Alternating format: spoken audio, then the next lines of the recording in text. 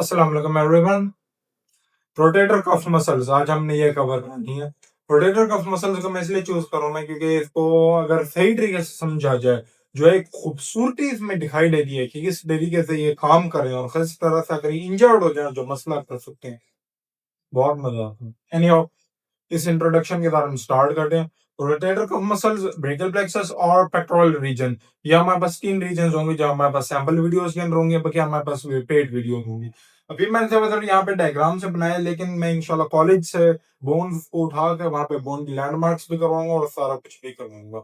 And rotator cuff muscles को अच्छे तरीके से जानने के लिए बेहतर तो यही है कि आपको सबसे पहले स्कैपुला के लैंडमार्क्स होते हैं। ये स्कैपुला बना हुआ है हमारे पास, ये स्कैपुला जो हमारे पास ये शोल्डर ब्लेड होता है हमारे पास, जो हमारे पास बैक साइड पे होता है शोल्डर के। Any how, rotator cuff muscle, सबसे पहली बात ये कि इन्हें नाम क्यों दिया जा रहा है, यानी कि इन्हें रोटेटर कफ मसल क्यों कह रहे हैं। हम इन्हें इसलिए कह रहे हैं क्योंकि रोटेटर रोटेशन का ही काम करना है, रोटेशन का घुमाने का काम करता है। आपने दो तरह की रोटेशन करी है, कौन सी? एक हमारे पास मीडियल रोटेशन होती है और एक हमारे पास लैटरल रोटेशन होती है। अगेन देखिए, ये मेरा हाथ नॉर्मल पोजीशन के अंदर है, ठीक हो गया। ये वाला हमारे पास पोजीशन तकरीबन नॉर्मल है।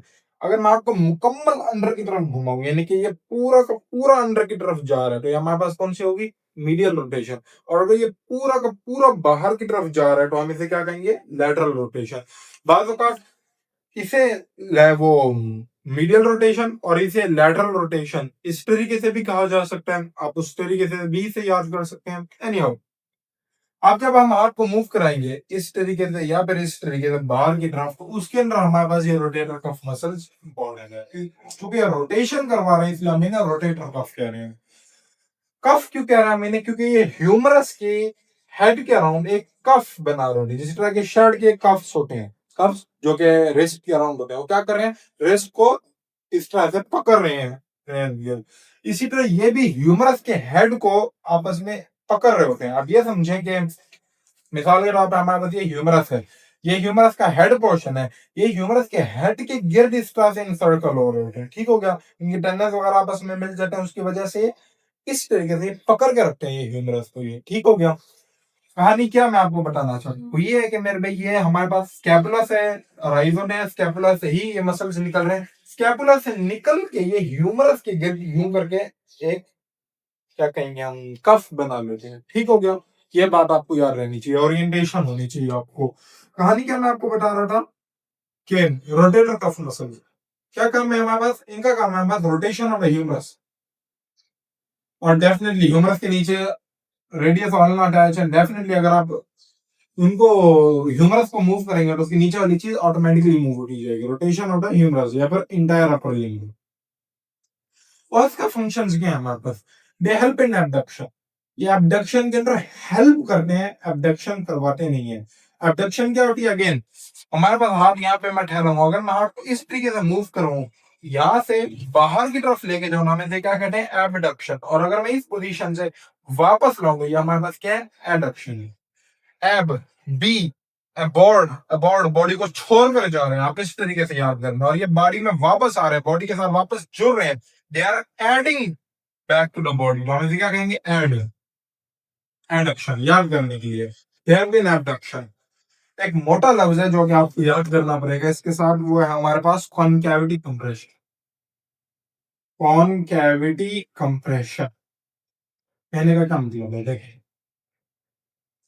ये जब आप एबडक्शन ये तो नहीं करवा रहे, लेकिन एबडक्शन करवा कौन सी मसल रही है हमारे पास? डेल्टॉइड। कौन सी नर्व सप्लाई इसको? एक्सिलरी नर्व की।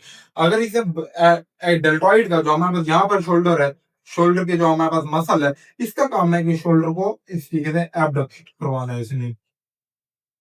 अब जैसे ही एबडक्ट करवा रहा है तो ह्यूमरस डेल्टॉइड यहाँ पर इंसर्ट हो रहा है, तकरीबन यहाँ पर इस जगह पर वो इंसर्ट हो रहा है। अब जब वो ह्यूमरस को इस तरीके से उठा रहा है तो ह्यूमरस बाहर नहीं गिर जाएगा, बाहर गिरने वाला हो जाता है। यानी अब ये समझे, इसको यहां से आप उठा रहे हैं तो हमें कोई ऐसी चीज चाहिए जो हार्ट को इस तरीके से उठाए तो सही, लेकिन फिर उसी वक्त जब ये उठ रहा है कोई ऐसी चीज हो जो इसको जॉइंट के अंदर रखे, जॉइंट के अंदर लाइक अपने सॉकेट के अंदर बांध के रखे इसे। वो कौन सी मसल है हमारे पास? तो वो रोटेटर कफ मसल्स काम करते हैं। क्या काम कर रहे हैं? वो ह्यूमरस को, जब आप एबडक्शन कर रहे हैं तो ह्यूमरस को दबा के रख रहे हैं, जॉइंट के अंदर दबा के रख रहे हैं। क्यों दबा के रख रहे हैं? अगेन क्या हमारे पास ह्यूमरस से निकल रहे हैं और इसकी गिर्द आके यहाँ पर अटैच करा, तो डेफिनेटली ये यहां से यहाँ पर है। तो जब आप खींचेंगे, मसल्स कंट्रैक्ट करेंगे, ह्यूमरस अपने सॉकेट के अंदर, अपने डिब्बे के अंदर रहेगा। अब ये क्या, they help in abduction by providing cavity compression. और इसके अलावा हमारे पास कौन सी चीजें हैं, देयर इंजरी वेरी कॉमन। ये एक अलमी है, खास तौर पे बॉडी बिल्डर्स के अंदर, जो कुछ गलत तरह की एक्सरसाइजेस कर रहे होते हैं, और कुछ वर्कर्स के अंदर, खास तरह के जो वेयर हाउस वगैरह के अंदर काम करते हैं, जिन्होंने बार बार सामान नीचे से उठा के ऊपर रखना होता है, उनमें ये इंजरी बहुत ज्यादा कॉमन है। अब बात यह है कि रोटेटर कफ मसल्स, इसके अंदर चार मसल होती है हमारे पास। कौन सी, हमारे पास एक है सुप्रा स्पाइनेटस। कौन सी नाम से तय कर रही थी, सुप्रा स्कैपुलर नर्व, याद रखिएगा। इंफ्रा स्पाइनेटस, टेरिस माइनर, क्या नाम है इसका, टेरिस माइनर। माइनर है ये, ख्याल कीजिएगा, मेजर इनके अंदर शामिल नहीं है। और एक हमारे पास सब स्कैपुलरिस। स्कैपुला की डायग्राम है, यहां पर देखें मेरे साथ। ये हमारे पास जो मोटी सी एक लाइन बनी हुई है, ये हमारे पास कौन सा है, ये हमारे पास स्पाइन ऑफ द स्कैपुला है। इस स्पाइन ऑफ स्कैपुला के ऊपर एक हिस्सा होता है, एक फोसा होता है, एक आप ये कहते हैं एक ठहरने की जगह, एक मसल के ठहरने की जगह, मसल के लिए एक जगह बनी हुई है। उस जगह को हम क्या कहते हैं, सब सुपरा स्कैपुलर फोसा। कौन सी मसल होगी उसके अंदर, सुपर स्पाइनेटस मसल। स्पाइन के नीचे, अच्छा ये स्पाइन के ऊपर थी, तो हमने इसे क्या कहा था, सुपरा स्कैपुलर नर्व, सुपरा स्पाइनेटस मसल। और अगर एक मसल अगर स्पाइन के नीचे होगी तो हम इसे क्या कहेंगे, इंफ्रास्पाइनेटस मसल। और जिस हिस्से के अंदर पड़ी हुई होगी हम उसे क्या कहेंगे, हम उसे कहेंगे इंफ्रास्पाइनेटस फॉसा। ये चार मसल है हमारे पास। इसको नुमानिक याद करने के लिए क्या है, इसको हम कहते हैं sits muscle. Sits, SITS, sit बैठना, उसकी समाओ प्लूरल सिट्स आप कह लें, याद करने के लिए हमारे पास ये है। और इसे बाजू का सिट्स मसल भी कहा जाता है, सिट्स मसल्स भी कहा जाता है इससे। इनके फंक्शन मुख्तसर से हम जिक्र कर लेते हैं। एक तो हमने जिक्र किया है क्या, इफाइका रोटेशन के अंदर एक्टिवली इन्वॉल्व है, और एबडक्शन के अंदर ये हेल्प कर रहे हैं। एबडक्शन में डेल्टॉइड की सपोर्ट कर रहे हैं, लेकिन डेल्टॉइड खुद इन मसल्स में शामिल नहीं है। ठीक हो गया। सुपर स्पाइनेटस मसल क्या काम करेगा, इसके दो काम है हमारे पास। ये 0 to 15 डिग्री एबडक्शन करवाते हैं। ये हमारे पास क्या काम कर रहा है, 0 to 15 डिग्री एबडक्शन करवाते हैं। मेरा हाथ बिल्कुल बॉडी के अराउंड यहाँ पे साथ चिपका हुआ, हम इसे क्या कहेंगे, हम इसे कहेंगे 0 डिग्री। 0 से अराउंड यहाँ तक हम इसे कहेंगे 15 डिग्री। तो ये क्या होगा, यहां से यहां तक इसका काम है सुपर स्पाइनेटस का। यहां से लेकर यहां तक 15 डिग्री से 90 डिग्री तक ये काम है हमारे पास डेल्टॉइड का। फिर 90 डिग्री से ऊपर जाने तक का 180 डिग्री तक, जो ऊपर तक हम जा रहे हैं ये 180 डिग्री है, ये काम है हमारे पास इसका सेरेटस और ट्रेपीजियस, सेरेटस एंटीरियर और ट्रेपीजियस का हमारे पास। Again 0 degree, 0 to 15 degree around supraspinatus, 15 से 90, डेल्टॉइड 190 to 180। हमारे पास कौन सा है, हमारे पास ट्रेपीजियस और सेरेटस एंटीरियर मसल। ये 0 to 15 डिग्री एबडक्शन करवाते हैं, और it also initiates abduction along with the deltoid. ये एबडक्शन को स्टार्ट करवाता है डेल्टॉइड के साथ। क्यों मैं ये बात कर रहा हूं आपको, इसलिए क्योंकि बहुत ज्यादा लोग समझते थे वो सिर्फ क्या कहते हैं सुपरास्पाइनेटस, यानी ये जो स्टार्ट कर रहे हैं हम, ये 0 to 15 डिग्री सिर्फ और सिर्फ सुपरास्पाइनेटस करा रहा है। ऐसी बात नहीं है। मेजर मसल सुपरास्पाइनेटस है, यहां से लेकर यहां तक इस हिस्से में भी डेल्टॉइड काम कर रहा है। यानी कि वो काम नहीं कर रहा, बस काम कम है उसका, उसका एंगल नहीं बन रहा सही तरीके से काम करने का। जब यहां से आप आगे मूव कर जाएंगे 90 to 180, तो वहां पर अच्छे तरीके से काम करेगा। नहीं हो, अभी हमारे पास इंफ्रास्पाइनेटस मसल। इंफ्रास्पाइनेटस मसल ये हमारे पास काम कराता है इन external rotation of the shoulder. External rotation of the shoulder. External rotation हम लोग क्या था, लेटरल रोटेशन नीचे से कहा जाता है। ये हमारे पास हाथ है, हमारे पास हाथ है, इसे आप इस तरीके से बाहर मूव करें, ये इसे आप बाहर मूव करें इस तरीके से, इसको लैटरल रोटेशन कहा जाता है। या फिर अगर आपने मुकम्मल सही तरीके से जाना है, हमारे पास हाथ यूं है, इसे आप मुकम्मल यूं करके बाहर की तरफ मोड़े। अगर आप सिर्फ ये करेंगे तो प्रोनेशन सुपिनेशन है वो नहीं। अगर आप पूरे के पूरे अपर लिम्ब को ही बाहर की तरफ मूव करें, यानी अंगूठा पहले ये सेंटर की तरफ था, तो हम इसे क्या कहेंगे, सेंटर में। अब ये जब हम इसे बाहर की तरफ मूव कर रहे हैं, तो हमारा जो सेंटर है वो बॉडी के सेंटर से मूव जा रहा है, जो हमारे पास ये लिम्ब है ये बॉडी के सेंटर से अवे जा रहा है, तो हम इसे क्या कहेंगे, लेटरल रोटेशन। और अगर आप इसी को वापस लेकर आएंगे तो देख रहे हैं अब ये सेंटर की तरफ वापस आ रहा है, सेंटर की तरफ वापस आ रहा है, हम इसे क्या कहेंगे, मीडियल रोटेशन। इसका काम क्या है, एक्सटर्नल रोटेशन काम कराना है, इसका काम क्या है, एक्सटर्नल रोटेशन कराना है। और आप इसे समझ सकते हैं क्यों एक्सटर्नल रोटेशन करा रहे हैं। सपोज करें एक मसल है, वो यहां से अराइज हो रही है, यहां से निकल रही है, ऑरिजिन उसका यहां पर है और यहां पर जाके इंसर्ट हो रही है, यहां से इंसर्ट हो रही है और यहां से जाते जाते ह्यूमरस पे इंसर्ट हो रही है। अब सपोज करें जब ये खींचेगी ह्यूमरस को, ये ह्यूमरस को खींचेगी, ये क्या करेगी, या हमारे ग्लिनाइन फोसा, ग्लिनाइन फोसा के साथ ये हमारे पास ह्यूमरस होगी। मैं रफ से ह्यूमरस ड्रॉ कर रहा हूँ अभी सिर्फ और सिर्फ समझाने के लिए, ठीक हो गया। अब सपोज करें ये मसल यहां से निकल रही है और ये ह्यूमरस को पकड़ रही है, ह्यूमरस को ये पीछे से आके पकड़ रही है, ये क्या कर रही है, ये ह्यूमरस को पीछे से आगे यूं करके पकड़ रही है, अगेन पीछे की बात हो रही है यहाँ पे। अब सपोज करिए कंट्रैक्ट करेगी, किस तरीके से कंट्रैक्ट करेगी, इसने यूं करके पकड़ा हुआ है ना, इस तरीके से कफ बनाए हुए है उसके गिर्द, इस तरीके से यहाँ पर उसने इसके गिर्द किस तरीके से कफ बनाए हुए है। अब सपोज करें अब ये कंट्रैक्ट करेगा, कंट्रैक्ट करेगा तो ये क्या होगा, छोटा होगा ना, तो जो इसने इसकी गिर्द बनाया हुआ है इसे क्या करेगा, तो कौन सी मूवमेंट है ये देखते हैं। उसने इसकी गिर यूं करके कफ बनाया, बटा पीछे से आ रही थी, ये हमारे पास पीछे से आ रही है फिगर और फिगर कफ बना रही है। अब इसे जब ये कंट्रैक्ट करके यूं करेगी तो इसे किस तरफ मूव करा रही है, बाहर की तरफ। यूं था जब ये कंट्रैक्ट करेगा तो ये बाहर की तरफ चला जाएगा। फिर अगर यूं है तो यहां से जो मसल इसको पकड़ रही है, यहां से मसल कंट्रैक्ट करेगी तो क्या करेगी,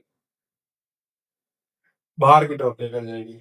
इंफ्रास्पाइनेट हमारे पास क्या कराता है, एक्सटर्नल रोटेशन कराता है। फिर ये नाम में आप ई आर देख रहे हैं, एक्सटर्नल रोटेशन, ये भी एक्सटर्नल रोटेशन हो रहा है। इसका काम किसी हेडक एक्सटेंशन में भी है और एक्सटेंशन यानी कि शोल्डर पीछे ले जाने में भी है, लेकिन मेन चीज ये है इसकी एक्सटर्नल रोटेशन। यहाँ पे आई आर है नाम में, लेकिन इस पर मैंने इसलिए इस पर ज्यादा जोर दिया ताकि आपको ये बात समझ आ जाए कि क्यों ये एक्सटर्नल रोटेशन कर रहा है। क्योंकि पीछे से इसको यूं करके ग्रिप कर रहा है, जब ये इसे ग्रिप करेगा, इसे पीछे से यूं करके ग्रिप कर रहा था, यूं बाहर की तरफ मूव करेगा, बाहर की तरफ रोटेट करेगा, लैटरल रोटेशन करवाएगा। सब स्कैपुलरिस मसल सारी एक्सटर्नल रोटेशन हो गया, तो ये बच जाएगा हमारे पास इंटरनल रोटेशन। ये हमारे पास मीडियल बॉर्डर ऑफ स्कैपुला, ये हमारे पास lateral border of scapula teres minor, जो हमारे पास है मीडियल बॉर्डर से राइज होगी और ह्यूमरस पे जाके इंसर्ट होगी। सब स्कैपुलरिस मसल जो है हमारे पास सब स्कैपुलरिस फॉसा के अंदर होती है। कहने का क्या मतलब है, सपोज करें हमारे पास स्कैपुला है, स्कैपुला मेरी कमर के पीछे है मिसाल के तौर पे, तो हाथ भी नहीं जाना वहां तक फिलहाल। ये मिसाल के तौर पे हमारे पास स्कैपुला है, बॉडी के एक नॉर्मल इंसान के ऊपर स्कैपुला इस तरीके से पड़ी हुई होगी, स्पाइन उसका पीछे की तरफ होगा, पीछे की तरफ यानी बाहर की तरफ। जब मैं यूं ठहरा हूं तो स्कैपुला, जो स्कैपुला का स्पाइन आपकी तरफ होगा। अब ये वाली जो साइड होगी, अब इस स्पाइन के जो ऊपर मसल है वो सुपरा स्पाइनेटस है, उससे जो नीचे है वो हमारे पास इंफ्रा स्पाइनेटस मसल है, और फिर जो उसकी अंदर वाला हिस्सा होगा वहां पर सब स्कैपुलरिस मसल होगी। ठीक हो गया, ठीक हो गया। अब हमारे पास ये घुसघुटी हमारे पास रोटेटर कफ मसल्स की। अब हमारे पास इंजरी के ऊपर मैं थोड़ी सी मुख्तसर सी बात कर लेता हूँ मैं। इसकी रोटेटर, इसकी इंजरी को क्या कहा जाता है, इसकी इंजरी को मेरे भाई शोल्डर इंपिंजमेंट कहा जाता है। क्या कहा जाता है, शोल्डर इंपिंजमेंट। ये आप नाम लिख लें क्योंकि स्नेल के अंदर नहीं लिखा हुआ ना, और ये नाम बहुत ज्यादा कॉमन है, शोल्डर इंपिंजमेंट।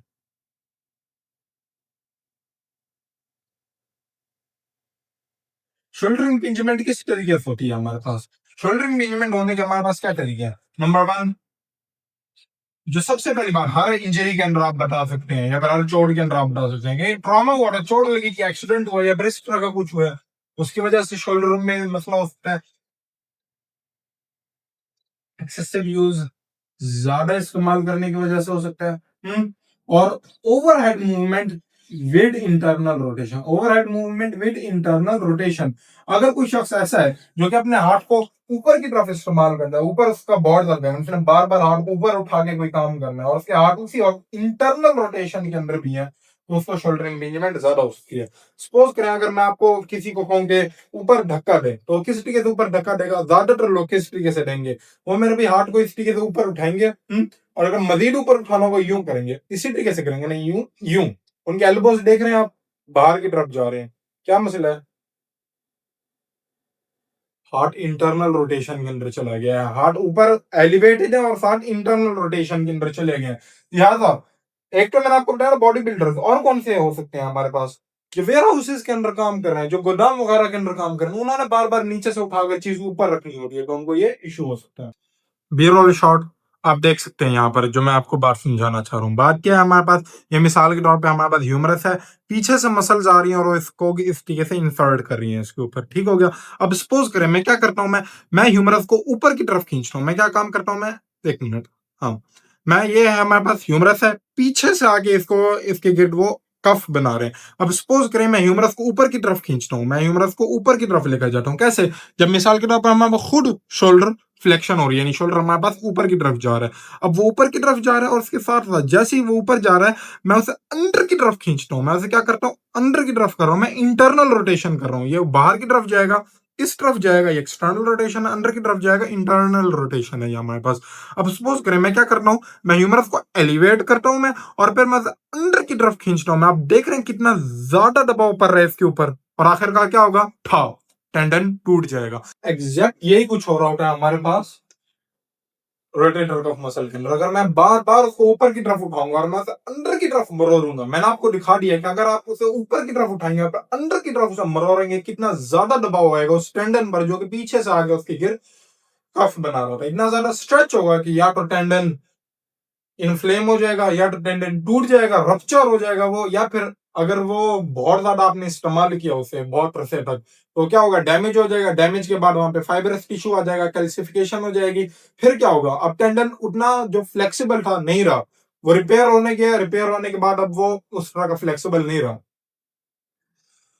अब आपने उसको दोबारा इस्तेमाल करने की कोशिश की, वो पहले से कैल्सिफाइड है, कैल्सिफिकेशन हुई है, कैल्शियम सारा का सारा सख्त हुआ पर है, वो सख्त हुआ पर है, रिपेयर होके आया है, वो सख्त हुआ पर है। अब आप उसे अचानक यूज करने की कोशिश करेंगे, क्या होगा, ठप, टेंडन ही टूट जाएगा। सबसे ज्यादा वेरी इंपॉर्टेंट पॉइंट, सबसे ज्यादा कौन सा हमारे पास टेंडन टूटता है, किसका, सबस्कैपुलरिस मसल का। किसका हमारे पास टूटता है, सॉरी, सुप्रास्पाइनेटस मसल का, सबस्कैपुलरिस नहीं, सुप्रास्पाइनेटस का वेरी कॉमन है टेंडन टूटना।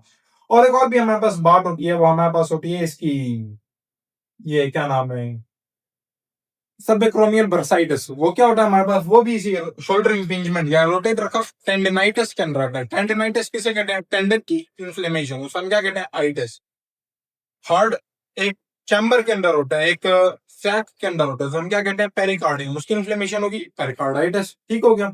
इसी तरह टेंडन की इन्फ्लेमेशन होगी टेंडिनाइटिस। अगर टेंडन को सूज जाता है, क्या कहते हैं, रोटेटर कफ टेंडिनाइटिस। इसी तरह का एक और होता है हमारे पास केस, होता है सब एक्रोमियल बर्साइटिस का। क्या होता है हमारे पास, सब एक्रोमियल बर्साइटिस। ये आप देख रहे हैं स्पाइनोडस्कैपुला, स्पाइनोडस्कैपुला के, स्पाइनोडस्कैपुला ये जो आगे एक्सटेंड हो रहा है, जो बड़ा सा बन रहा है, ये हमारे पास क्या है, this is the acromion process of the scapula. क्या है हमारे पास, ये हमारे पास है एक्रोमियन प्रोसेस। अब सपोज करें ये हमारे पास इसका टेंडन है, ये हमारे पास सुप्रास्कैपुलर मसल है, इसका टेंडन मैं ऊपर से बना लेता हूँ मिसाल के तौर पे, बल्कि ये है, सॉरी, ये तो इंफ्रास्पाइनेटस है, ये हमारे पास यहां से यहां तक जा रहा है। अब इसके टेंडन और इस बोन के दरमियान में, क्रोमियन के नीचे हमारे पास एक अदद बरसा होगा। हमारे पास क्या होगा, एक अदद बरसा होगा। उस बरसा का काम क्या होता है, इन्फ्लेमेशन को, रगर से बचाना है उसने। मैं आपसे एक काम चाहता हूं मैं, कि आप अपना हाथ लें, आप अपने हाथ को इस तरह पार्शली फ्लेक्स पोजीशन में रखें, जिस तरीके से मैंने रखा हुआ है। आप यहाँ पर अपने हाथ पे दबाव डाल के जाए, आपको यहाँ पे एक सख्त सी महसूस होगी, अच्छी खासी सख्त चीज होगी। नहीं महसूस हो रहा, आप थोड़ा हाथ को सख्त करके महसूस करें, यानी जो बाइसेप्स को कंट्रैक्ट करते हैं, आपको यहाँ पर एक बड़ी सख्त सी एक सी चीज महसूस होगी। वो हमारे पास चीज क्या है, वो हमारे पास टेंडन है। वो क्या है, बाइसेप्स का टेंडन है। क्यों मैंने आपको ये चीज टच करवाई है, इसलिए मेरे भाई, क्योंकि आपको अंदाजा हो कि tendon is a very hard thing. अगर टेंडन बार बार उसके गिरद, आप ये समझ लें रगड़ खाता रहेगा, इसने तो हड्डी पीस देनी है, या फिर उसने क्या कहते हैं, खुद ही टेंडन ने टूट जाना है। उससे बचाने के लिए हम क्या करते हैं, अल्लाह ताला ने कुदरती तौर पे कुशन रखा है, एक प्रोटेक्शन रखी है टेंडन के और हड्डी के दरमियान में, ताकि वो उसे बार बार रगड़ ना करे, फ्रिक्शन ना हो उन दोनों के दरमियान। उसे हम क्या कहते हैं, सब एक्रोमियल बर्साइटस, बर्सा, बर्सा, और वह एक्रोमियल के नीचे है सब एक्रोमियल बर्सा। अगर वो भी इन्फ्लेम्ड हो सकते हैं, या तो टेंडन टूट जाएगा, या तो टेंडन सूज जाएगा, इन्फ्लेम हो जाएगा, या फिर जो बसा है वो इन्फ्लेम हो जाएगा, उसे क्या हम क्या कहते हैं, सबएक्रोमियल बर्साइटिस। ठीक हो गया। इसकी हमारे पास टेस्ट कौन से हैं इसको डायग्नोज करने के लिए, मैं मुख्तसर सा जिक्र कर रहा हूँ मैं, क्योंकि बाज बार इसके बारे में पूछ लेते हैं। एक है हमारे पास Hawkins Kennedy test. Hawkins Kennedy test. एक है हमारे पास पॉजिटिव डॉग और साइन, मोटे मोटे नाम है ये। और एक है हमारे पास ड्रॉप्स। हॉकिंस कैनेडी टेस्ट क्या होता है? अच्छा, इन सब के बारे में मैं आपको एक बात बताता चलूं कि इन सब का प्रिंसिपल क्या है, लाइक किस तरीके से ये टेस्ट काम कर रहे हैं। ये टेस्ट काम क्यों कर रहे हैं?